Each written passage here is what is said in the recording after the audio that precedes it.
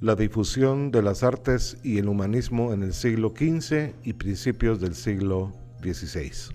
A partir de mediados del siglo XV, las nuevas tendencias artísticas que se habían iniciado en Florencia se extienden no solo a las regiones vecinas, sino también al resto de la península itálica, en donde las ciudades-estado y principados acogen con beneplácito a los artistas florentinos, iniciándose así la primera dispersión de un arte que por ese entonces se denominaba toscano. En el mapa que tenemos en esta ilustración podemos ver desde ese centro que es Florencia cómo se extiende a las ciudades que están alrededor de ella como Pisa, Siena, Arezzo, Urbino, y se va hasta Roma, más al sur de Roma, Nápoles, y por el norte a Milán, Parma, Ferrara o Venecia. Esta situación se empieza a dar desde mediados del siglo XV. La primera corte de la que vamos a hablar en esta presentación es la corte de Urbino, que presidía Federico de Montefeltro, nacido en 1422 y muerto en 1482. Federico de Montefeltro fue un condottiero que tomó el poder en la ciudad de Urbino, de la cual se proclamó duque desde 1444 hasta su muerte. Era un hombre muy culto y refinado y encargó la construcción de una gran biblioteca que era quizás la mayor de Italia después de la del Vaticano, con su propio equipo de escribientes, y organizó alrededor de él una corte humanística en una de las grandes joyas arquitectónicas del Renacimiento temprano, el Palacio Ducal de Urbino, diseñado por el teórico y arquitecto Francesco di Giorgio Martini, aunque parece ser que Alberti tuvo también mucho que ver en el diseño de este palacio. La corte de Urbino se convirtió así en uno de los principales focos de irradiación del arte del primer Renacimiento. En esta ilustración vemos el Palacio Ducal de Urbino, que era el centro del pensamiento y de las artes durante el primer Renacimiento. A primera vista parece una construcción masiva y hasta vemos torres que lo relacionan con los castillos medievales. Hay que tomar en cuenta que este no es un palacio como los palacios florentinos, sino que está ubicado en un contexto distinto. Las diferencias están, primero, en que los palacios florentinos eran palacios de ciudadanos que eran burgueses, no eran nobles. En cambio, Federico de Montefeltro, al proclamarse duque de Urbino, adquiere un nuevo estatus de nobleza, y como gobernante de la ciudad, que no era propiamente una república como lo era Florencia, pues tenía sus temores de que revueltas en la ciudad, revoluciones, alzamientos, etcétera, pudiesen hacer peligrar su gobierno. De hecho, esto era una situación que se daba muy seguido en estas ciudades-estado italianas, y de ahí que su palacio estuviese ubicado a las afueras de la ciudad y estuviese parcialmente amurallado. Aún así, dentro de este complejo vamos a encontrar distintos elementos que le van a dar unas características sobresalientes. Luego tenemos en Roma el Papa Pío II, que fue papa desde 1458 hasta 1464, fue uno de los humanistas más importantes de su época. En 1460 fundó la Universidad de Basilea y tuvo en su corte como asesor artístico a León Bautista Alberti, quien influyó notablemente en el Papa para introducir las ideas del Renacimiento florentino en Roma. Se podría decir entonces que bajo su pontificado penetra el Renacimiento en el ámbito romano. Sus sucesores continuaron con la política de acogimiento del Renacimiento florentino en la ciudad de Roma.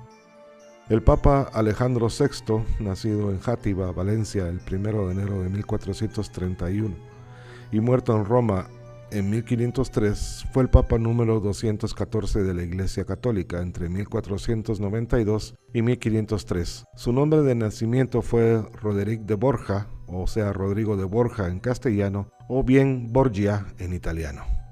Fue elegido sumo pontífice en una época no solo de expansión de las ideas del Renacimiento por Italia, sino también de grandes convulsiones políticas.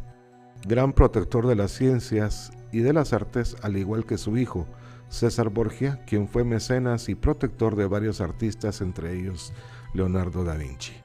Sería el sucesor de Alejandro VI, Julio II, quien llevaría a cabo las más importantes reformas en la corte romana, llevando a esa ciudad a un grupo de los más grandes artistas de la época, como Miguel Ángel, Rafael y Bramante, haciendo de Roma la más importante sede del Renacimiento a principios del siglo XVI. En Roma encontramos algunos edificios construidos durante la segunda parte del siglo XV, que son sobresalientes por haber sido diseñados y construidos en el estilo toscano, como se le llamaba entonces. La primera sería la iglesia de Santa María del Popolo, una antigua iglesia medieval que fue objeto de reformas durante los siglos XII y XIII. En la década entre 1470 y 1480 se realizaron las intervenciones arquitectónicas que determinan la configuración actual de esta iglesia. Giorgio Vasari, el artista e historiador del siglo XVI, atribuyó estas obras a Braccio Pontelli, pero los historiadores contemporáneos las atribuyen a Andrea Bregno, de quien consta que fue su constructor, dando al edificio un aspecto renacentista. En cualquier caso, no hay certeza absoluta sobre los autores de la arquitectura ni de la fachada, y esta última también fue modificada por Bernini en el siglo XVI. Santa María del Popolo tiene 3 naves con un transepto y un profundo ábside donde está el coro.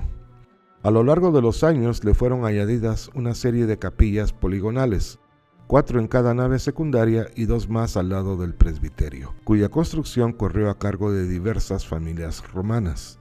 La cubierta es a base de bóvedas de crucería sobre pilares con semicolumnas adosadas y grandes arcos de medio punto.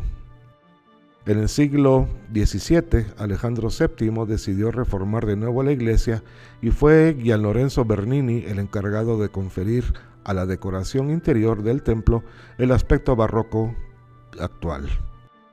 En esta foto podemos apreciar los gruesos pilares con semicolumnas corintias y el arranque del tambor octogonal de la cúpula, sobre 4 grandes pechinas. Estos detalles son puramente renacentistas, aunque permanecen debajo de la decoración barroca. Ya hemos visto en una presentación anterior que el Palacio de la Cancillería fue el primer palacio construido en Roma bajo las especificaciones, por decirlo así, de la arquitectura toscana. Construido entre 1489 y 1513, dio pie a toda una nueva serie de palacios romanos construidos ya en el siglo XVI. Ahora nos trasladamos a un conjunto urbano en una pequeña población que, a pesar de su pequeñez, tiene bastante importancia desde el punto de vista del diseño arquitectónico renacentista, y es la ciudad de Pienza, que fue transformada realmente bajo los estatutos del Papa Pío II en 1459, porque este papa decidió reconstruir su ciudad natal, que entonces se llamaba Corsignano, que estaba ubicada en el territorio de Siena. Su idea era residir temporalmente en ella con su séquito. Con él se halla Alberti, y parece ser que éste dispuso el diseño del conjunto de la iglesia y los palacios que la rodean en un esquema semirradial que parte de un centro que está fuera de la plaza, y este arreglo, que está realizado según las reglas de la perspectiva, le da al conjunto una monumentalidad ligada al humanismo, pues, si bien la iglesia es el centro focal, los palacios destacan a su mismo nivel y, debido al ángulo perspectivo en el que están situados, se adelantan en las visuales. El criterio paisajístico para el diseño del conjunto es tan evidente como el de la perspectiva. La catedral está en la bisectriz del ángulo del conjunto, y delante de ella se forma la plaza en forma de trapecio, que encuadra la fachada de la iglesia entre los bloques divergentes de los 2 palacios y descubre en los 2 lados de la iglesia el panorama del valle que queda más abajo. Los edificios más destacados, además de la iglesia, son el Palacio Piccolomini, construido donde estaba la casa natal del Papa, el Palacio Público, llamado Palazzo Vescovile, y el Palacio del Cardenal Borgia, que luego será el Palacio Obispal. La iglesia de este conjunto, que tiene una fachada que probablemente diseñó Alberti o alguien bajo su influencia, muestra la sobreposición típica de los diseños del maestro florentino. Un arco de triunfo con un pórtico de pilastras y entablamento con frontón. La iglesia es de 3 naves de la misma altura con un ancho ábside. En su diseño se advierte la disposición de las iglesias de salón del norte de Europa, que fueron típicas del gótico, pero que aquí adquieren un carácter definitivamente renacentista. Vemos el Palacio Vescovile y el Palacio Comunal con su portal jónico y las ventanas típicas de los palacios renacentistas florentinos.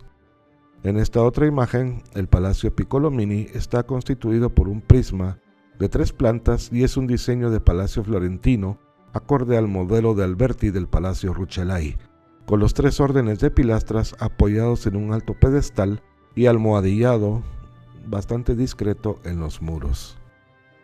El patio interior del palacio muestra también que sigue el modelo florentino con su portal de arcos de medio punto y columnas de orden corintio, aunque en la tercera planta no hay deambulatorio externo y se limita al mismo orden de ventanas que hay en el piano nobile, es decir, la segunda planta.